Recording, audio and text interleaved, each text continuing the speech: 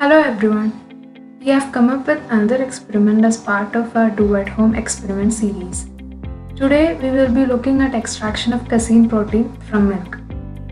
Casein is a protein that makes up approximately 80% of the total protein content of cow's milk, existing as globules within the milk and largely responsible for giving milk its white color.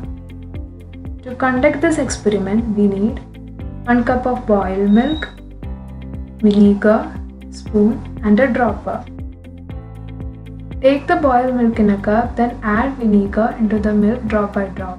Never transfer the vinegar all at once and also stir the solution in between.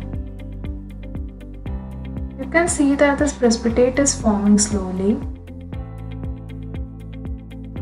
After some time you will see big chunks of precipitate, and this precipitate is casein. Casein, like proteins, are made up of many hundreds of individual amino acids.